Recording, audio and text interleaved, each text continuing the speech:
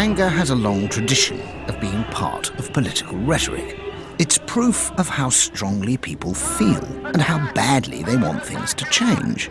Don't attack! Don't attack Iraq! Don't attack! Don't attack Iraq! Isn't anger an essential ingredient of any kind of protest? We will support our country when it is right, and we will oppose our country when it is wrong, and it is wrong, wrong, wrong now. You yourself, if you use your own righteous indignation, righteous anger in a speech, how do you make use of it? Well, it has a purpose. I mean, I'm not making speeches just to generate hot air. I'm making speeches to persuade, to motivate, to recruit, to rally. And I know how to do that because I've been doing it a long time. And I suppose, like a boxer, I was a boxer once, and like a boxer, you psych yourself up for the fight. When I went to the American Senate, for example, I got up around 4 o'clock in the morning and I just sat in my chair for 4 hours or so, just thinking through the approach that I was going to take.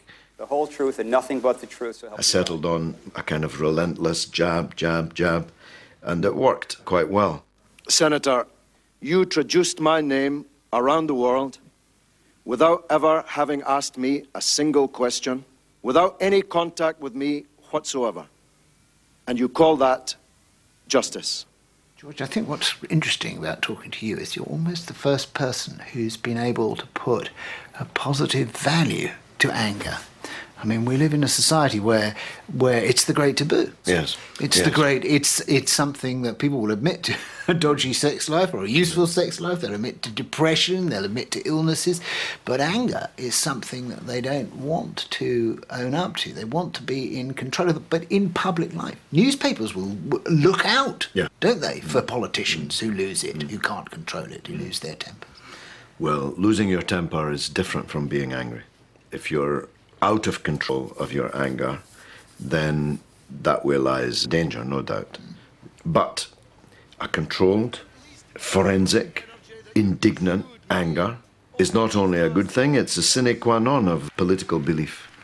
Unless you believe everything in the country and the world is as perfect as it can be, then its lack of perfection must make you angry.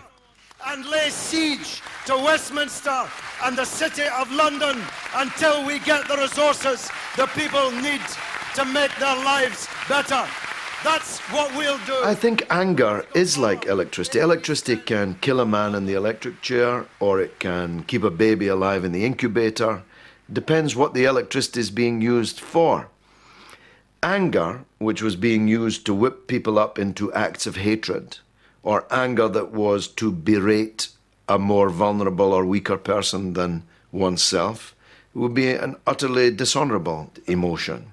But anger that's used to rally people for a great cause, rally people to take action that's vital, is entirely honourable, entirely justifiable. Thank you very much indeed.